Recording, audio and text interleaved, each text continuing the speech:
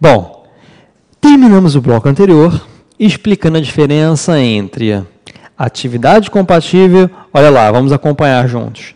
Atividade compatível é diferente de conduta incompatível, que é diferente de inidoneidade moral e que ainda se difere do crime infamante.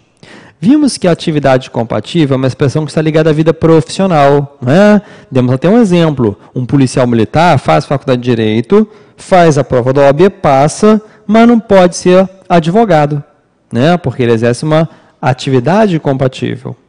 Já a conduta incompatível é aquela expressão que está ligada à vida social, pessoal e que a lei exige o requisito da habitualidade para a sua configuração. Exemplos: a embriaguez habitual, a toxicomania habitual, a prática reiterada de jogo de azar não autorizado por lei, a incontinência pública e escandalosa. Isso acontece porque o Código de Ética nos persegue 24 horas por dia, não é? Comentei isso com vocês. E terminamos dizendo que a inidoneidade moral é uma expressão que também está ligada à vida social, pessoal, só que ela se diferencia porque ela é mais grave. Tanto é que basta praticar uma vez para a sua configuração. E o advogado, que é considerado inidôneo moralmente, vai ser punido com uma exclusão. Sim, porque ele precisa ter idoneidade moral para ser advogado, perdendo a idoneidade, se tornando inidôneo, ele vai ser excluído. Agora, é óbvio que ele não vai ficar excluído para sempre, né, gente? A partir de um ano ele pode pedir para voltar, desde que ele consiga uma reabilitação. Mas isso é um assunto que a gente vai ver lá na nossa terceira aula. Bom, vamos então explicar aqui a diferença melhor entre conduta incompatível e inidoneidade moral. Porque, como vocês viram, os conceitos são bem parecidos. Mas a diferença realmente está na gravidade. Pensem aqui comigo, gente. Conduta incompatível, vida social, pessoal, praticada com habitualidade. Pensem naquele advogado constantemente embriagado, gente. Mas é aquele bêbado gente boa, que não perturba ninguém, não interessa. O simples fato de o advogado estar constantemente embriagado, isso pega mal para a advocacia e ele vai ser punido com uma suspensão. Bom, tá certo, gente, que se for o alcoolismo, né, a doença, ele pode conseguir uma licença para se tratar. Ele não vai ser punido caso ele queira se tratar, não é? Porque olha só, gente, vou repetir. Suspensão é uma punição. Licença é um afastamento por determinados motivos que a gente vai ver daqui a pouquinho.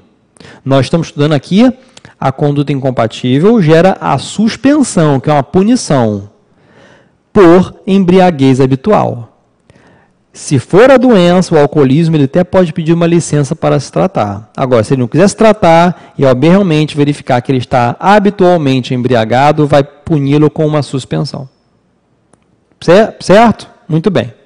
Ou às vezes nem é alcoolismo mesmo, viu, pessoal? Nem é alcoolismo, não. Mas ele está sempre embriagado, mas ele fica na dele, fica cambaleando pelas ruas. Também é a conduta incompatível. Praticado com habitualidade, suspensão. Muito bem. Agora vamos explicar aqui melhor a inidoneidade moral, que é aquela expressão que está também ligada à vida social pessoal, mas aqui ela é mais grave, tanto é que basta praticar uma vez. Imaginem a seguinte situação. Aquele advogado que não bebe. O advogado não bebe, só aquele determinado dia ele vai curtir um pagode, vai curtir um sertanejo, um baile funk, um axé, começa a beber, não está acostumado, começa a ficar mais alegre, mais solto, lá pelas tantas da madrugada ele começa a subir em cima da mesa, começa a fazer um striptease na casa de shows.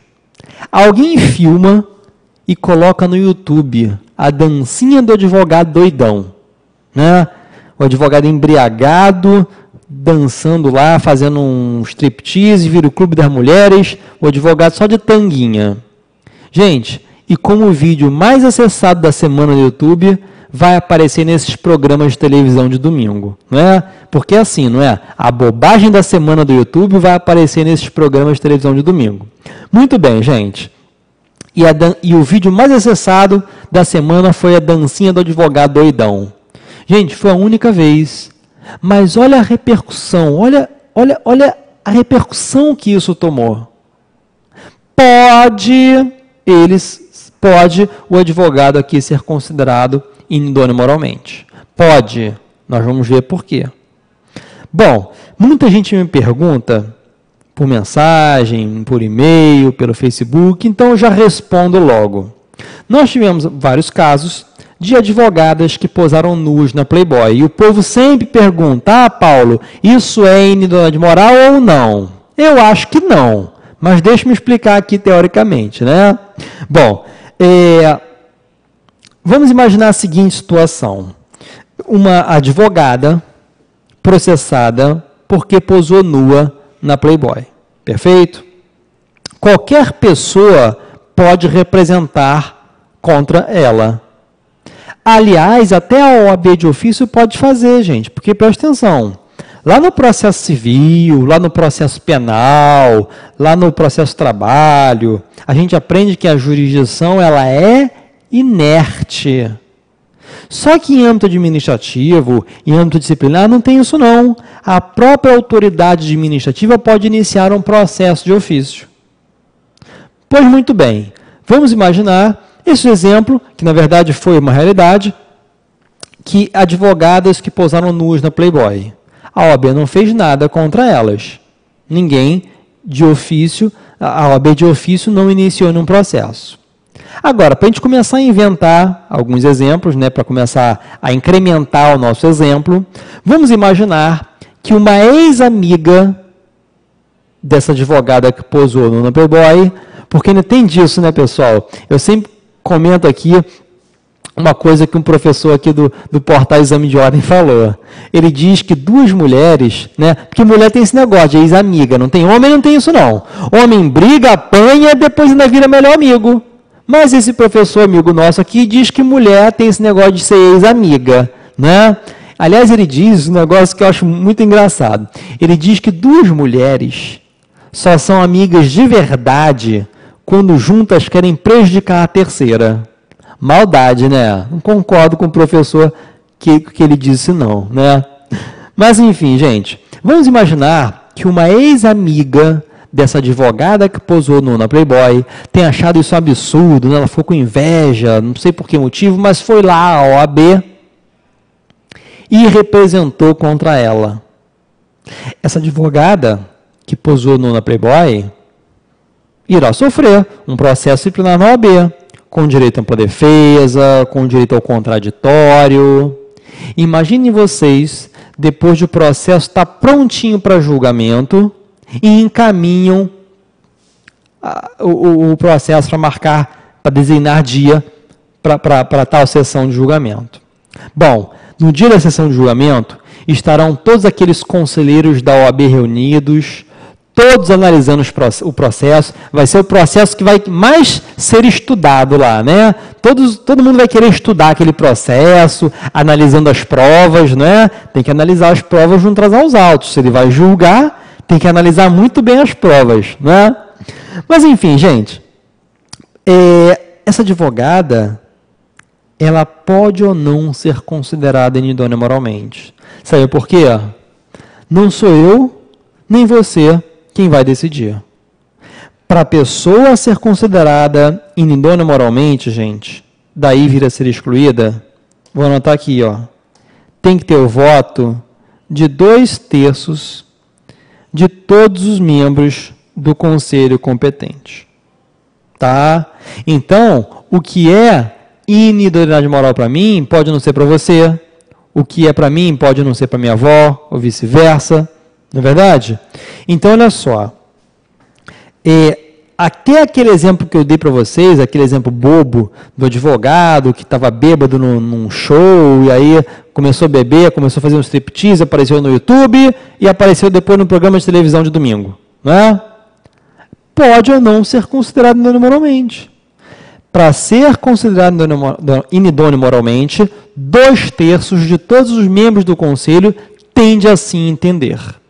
Então pode ser que aquela advogada seja absolvida por unanimidade. E este advogado também, que dançou lá, subiu ao palco e dançou, doidão, né?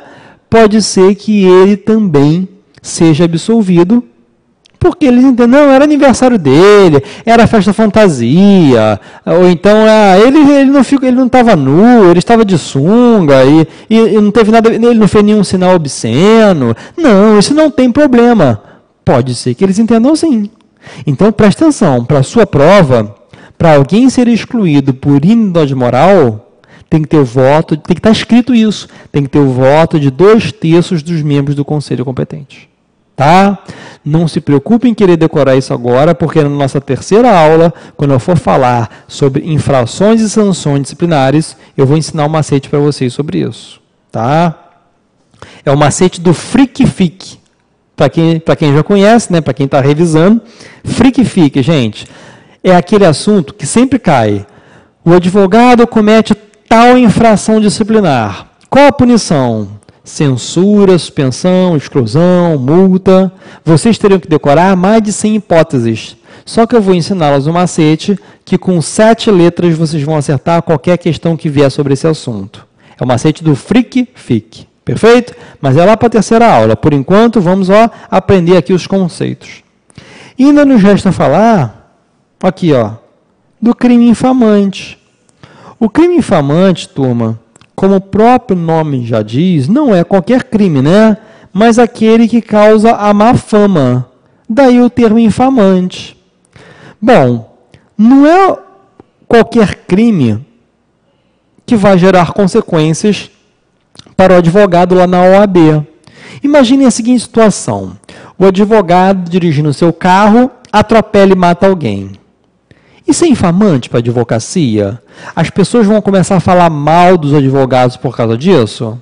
Claro que não. Crime infamante, gente, é aquele crime que causa uma má fama, aqueles que as pessoas vão começar a falar mal da advocacia. Exemplo, o advogado que fica levando drogas e armas para dentro do presídio. O povo vai começar a falar, advogado criminalista, é tudo criminoso, é tudo bandido. Olha só a nossa imagem sendo queimada, sendo denegrida. Né? Ou então, até um caso famoso, uma advogada que foi condenada por ter desviado milhões de uma autarquia federal. O povo começou a falar, advogado é assim mesmo, fica pegando o dinheiro dos outros. Tá vendo? Ou seja, quando aquele crime causa uma má fama na advocacia, aquele crime é infamante. E para o estatuto, gente, o crime infamante, ele é um exemplo de inidoneidade moral. Tá vendo? Inidoneidade moral pode ser uma opção de coisas. Pode ser posar no Playboy, pode ser dançar, enfim, de tanguinha no show, bêbado, e pode ser também crime infamante, ou seja, o crime infamante é um dos exemplos de inidoneidade moral e também vai gerar exclusão pelo voto de 2/3. Perfeito? Muito bem? Maravilha, pessoal. Assim a gente pode seguir e ir para o nosso último inciso do artigo 8º. É o último requisito a ser preenchido para quem quiser se inscrever no quadro de advogados da OAB. E qual é? Prestar compromisso perante o conselho, gente. É aquele juramento que a gente deve fazer por ocasião da entrega da carteira profissional. Olha só, quando a banca era do CESP, perguntaram quais as características desse compromisso, quais as características desse juramento, que estão lá no regulamento geral, e eu vou anotar aqui para vocês. Vem para cá, olha lá. Esse compromisso, gente, ele é solene. Por que solene? Porque tem solenidade. Ele é personalíssimo.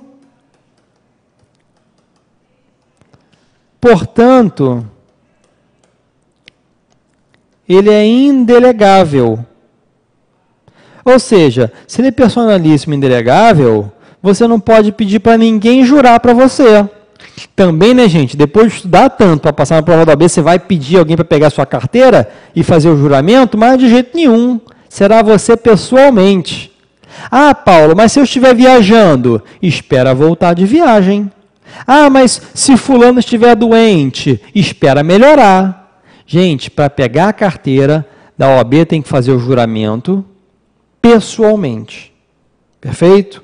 É isso aí. Bom, diante disso, nós terminamos, então, os requisitos necessários para quem quiser ser advogado. Agora, e para quem quiser ser estagiário, hein? Os requisitos estão no artigo 9º do Estatuto. E olha só, para ser estagiário, gente, tem que estar cursando direito, obviamente. Mas qual parte da faculdade? 7º período, 8º período? Nada disso. Tem que estar cursando os últimos 2 anos da faculdade. Então, cuidado com isso, gente. Não é a partir do 7º período, não.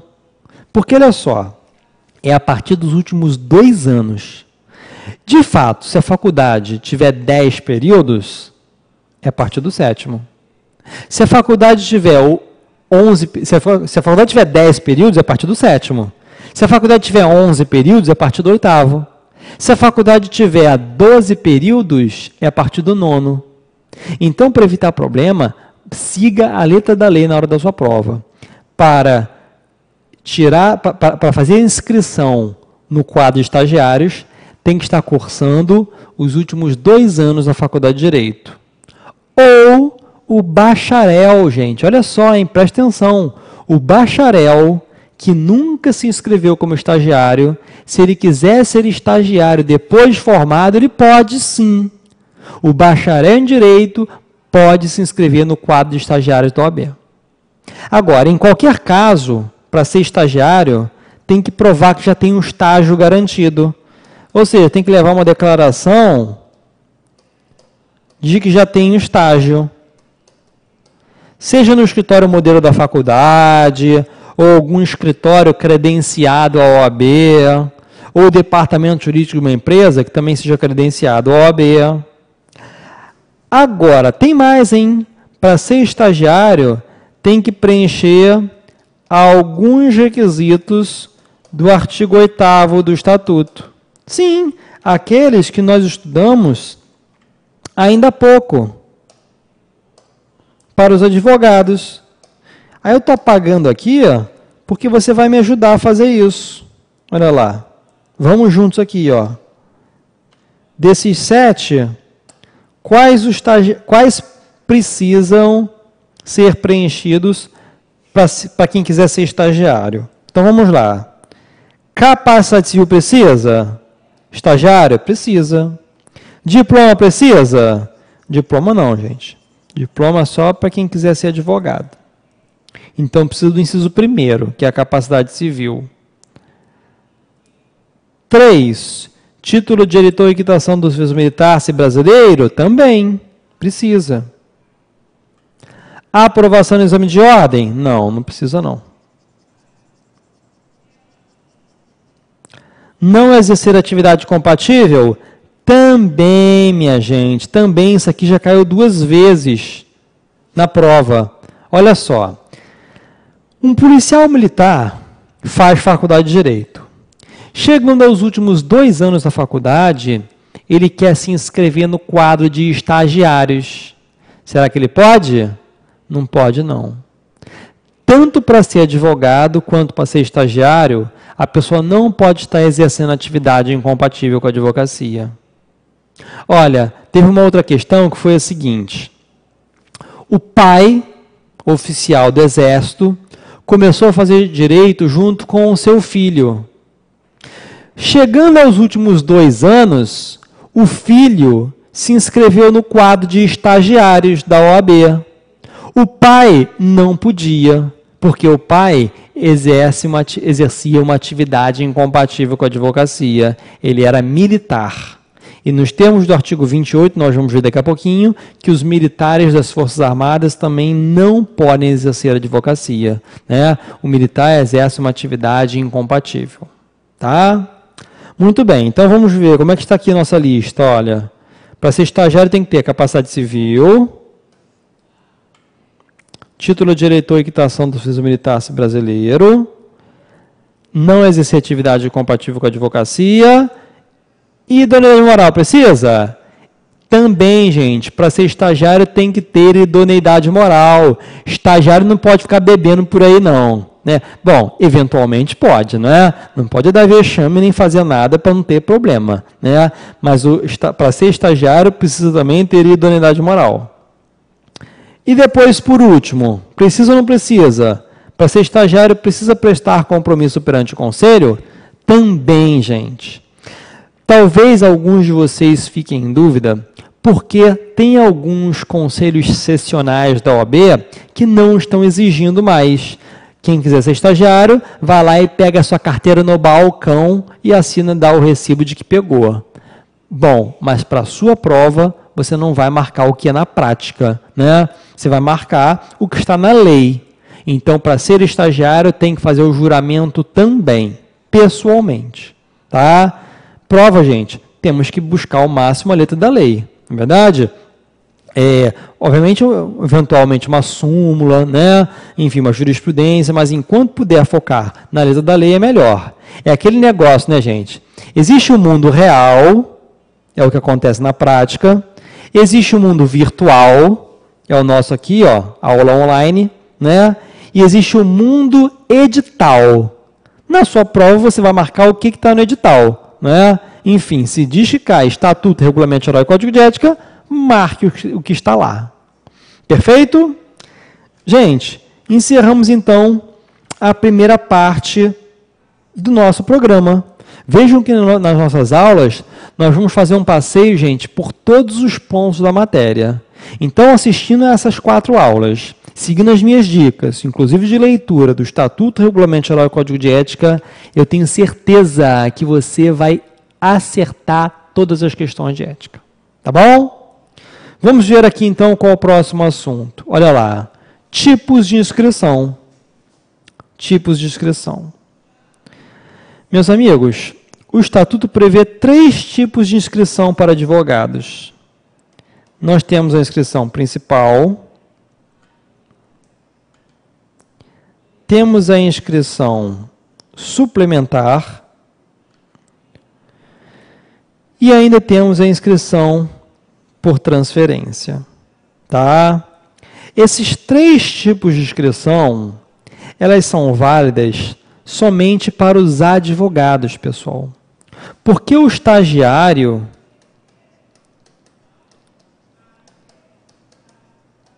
só tem um tipo de inscrição, cujo nome é inscrição de estagiário. Agora, olha só, em que local deve ser feita a inscrição do estagiário, gente? Porque, olha só, não pode, por exemplo, o estagiário, não pode ele morar em Minas Gerais, olha só, ele mora em Minas Gerais, mas ele estuda numa faculdade que fica, por exemplo, no Rio de Janeiro. Não pode isso acontecer?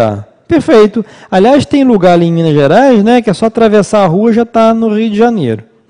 É tão pertinho. Então, olha só, o estagiário mora em Minas Gerais, mas estuda no Rio de Janeiro. Em que local ele vai tirar a inscrição de estagiário? Nos termos do artigo 9º, parágrafo 2º, do Estatuto da Advocacia e da OAB, é no Conselho Sessional, onde está a faculdade dele. É onde ele estuda, gente. Então, se ele estuda no Rio de Janeiro, a carteira de estagiário vai ser aqui, ó, do Rio de Janeiro, do Conselho Sessional da OAB do Rio de Janeiro. Ah, mas e se ele fizer estágio? Ele mora e faz estágio em Minas Gerais. Mas a faculdade é no Rio, ele estuda no Rio. Não interessa. a carteira sempre vai ser obtida onde ele estuda. E aí ele pode fazer estágio em Minas Gerais, pode fazer estágio em São Paulo, pode fazer estágio onde ele quiser. Porque o estagiário não pratica atos de advocacia, ele pratica atos de aprendizagem, de maneira que ele terá de providenciar a inscrição onde ele estuda, tá? Bom, agora o advogado, gente, ele pode vir a ter 3 tipos de inscrição. E a primeira é a inscrição principal. Então, vamos imaginar a seguinte situação. Você fez prova da OAB, passou, você está com seu certificado de aprovação.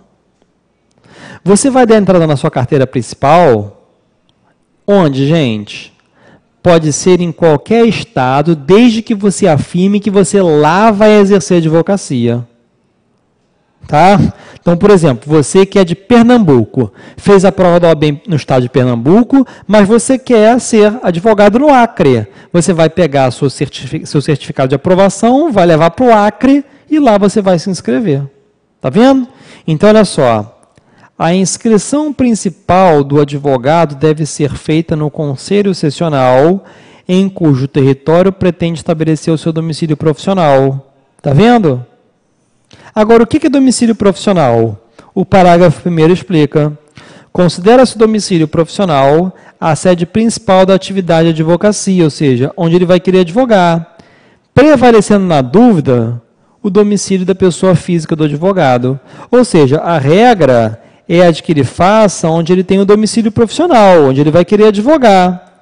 Agora, às vezes ele está na dúvida, ele não sabe onde quer advogar, mas ele quer ter a carteira da OAB.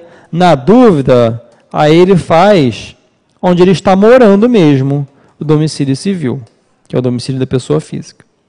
Bom, com essa inscrição principal, gente, ele pode advogar ilimitadamente no estado onde tem inscrição. Onde tem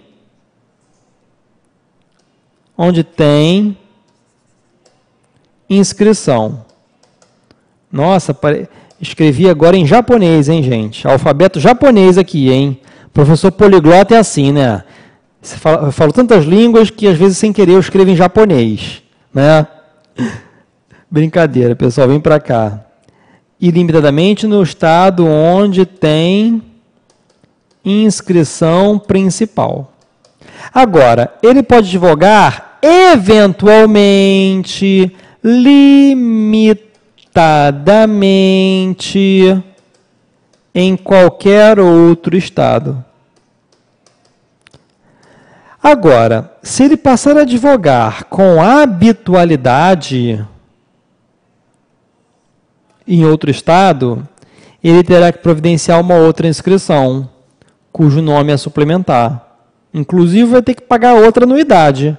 Olha só, se o advogado tiver 5 suplementares, vai ter que pagar 6 anuidades, porque em cada estado onde ele tem suplementar e na principal, ele vai ter que pagar anuidade. E a anuidade, ela é dada, ela é fixada, o valor, não é, por cada conselho sessional. Então, a anuidade do Rio é diferente do valor da anuidade de São Paulo, que é diferente da anuidade do Rio Grande do Norte. Então, olha aqui, ó. Além da principal, o advogado deve promover a inscrição suplementar nos conselhos sessionais em cujos territórios passar a exercer habitualmente a profissão, vírgula, considerando-se habitualidade a intervenção judicial que exceder de 5 causas por ano. Ou seja, até 5 causas por ano ele pode. Passando a ter mais de 5, ou seja, tendo 6 ou mais, tá vendo? É só aquela que exceder de 5. Até 5, inclusive, ele pode, gente. Olha só, eu tenho OAB do Rio de Janeiro. Eu posso ter 5 causas em São Paulo, 5 na Bahia, 5 no Acre. Não soma um estado com o outro, não. Eu tenho que ter 6 ou mais naquele estado, tá? É isso aí. Agora, perceba o seguinte, gente. Considera-se habitualidade a intervenção judicial que exceder de 5 causas por ano. Só conta se for intervenção judicial. Então, eu vou anotar aqui, ó, não conta Aliás, coisas que não contam. Primeiro, a advocacia extrajudicial. Se eu fizer só parecer jurídico em outro estado, eu posso fazer à vontade, não conta. Não vai contar também o acompanhamento de carta precatória. Eu posso acompanhar a carta precatória à vontade em outros estados. Também não vai contar a impetração de habeas corpus. Por não ser ato privativo de advogado, a impetração pode ser feita em todo o país e quantas eu quiser. E também não vai contar a advocacia nos tribunais superiores e naqueles interestaduais. Então, por exemplo, para advogar no STJ, STF, TSE, TST, eu posso advogar à vontade, gente. Ou então, quando o tribunal é interestadual. Por exemplo, o TRF2, TRF da 2ª Região, ele tem jurisdição sobre o Rio de Janeiro e Espírito Santo. Só que o TRF2, o prédio do tribunal, né, o fórum, ele fica no Rio de Janeiro. Os advogados do Espírito Santo que quiserem advogar no TRF2, eles podem fazer à vontade, mesmo que passem de 5. Eles podem ter 50, 100 causas no TRF. Eles não vão precisar tirar suplementar, porque o TRF é um tribunal interestadual. Agora, se esse advogado do Espírito Santo quiser advogar no TRF da 1ª Região, ele pode até 5, porque tendo 6 ou mais, a regra é aquela normal, a exigência é aquela da regra normal. Tá? Bom, e para finalizar, a inscrição... o artigo 15, parágrafo 5º do Estatuto, gente, diz que o ato de constituição de filial deve ser averbado no registro da sociedade e arquivado junto ao Conselho Institucional, onde se instalar, ficando os sócios obrigados à inscrição suplementar. Exemplo, eu sou sócio escritório aqui, no Rio de Janeiro. Aí eu vou abrir uma filial em São Paulo. Quando eu abro filial, gente, todos os sócios são obrigados a ter suplementar. Mesmo que os sócios não venham advogar, não interessa. Abriu filial, todos têm que ter inscrição lá. E para fechar esse bloco, com esse assunto também, artigo 10, parágrafo 3º do Estatuto. No caso de mudança efetiva de domicílio profissional para outra unidade federativa, deve o advogado requerer a transferência de sua inscrição para o Conselho Institucional correspondente. Então, exemplo, eu tenho inscrição principal no Rio de Janeiro e tenho suplementares em São Paulo e Minas Gerais. Só que eu quero me mudar efetivamente para Bahia. Eu vou pegar minha família, vou vender minha casa aqui e vou comprar uma casa na Bahia. Eu transfiro a minha principal para a Bahia. É a minha principal feita por transferência. Tá vendo? Eu transfiro a minha principal. Agora, eu posso manter suplementares que eu tinha, viu? Em São Paulo e Minas Gerais. É porque eu estou mudando efetivamente o meu domicílio, a minha base, o meu assentamento, né? O meu assentamento, a minha ficha na OAB, que antes ficava no Rio de Janeiro, agora vai ficar no Conselho Institucional da Bahia. Tá? A principal, que era no Rio, passa a ser na Bahia, mas eu posso manter suplementares. Perfeito? Então, voltamos no próximo bloco com o assunto, deixa eu ver aqui, licença e cancelamento.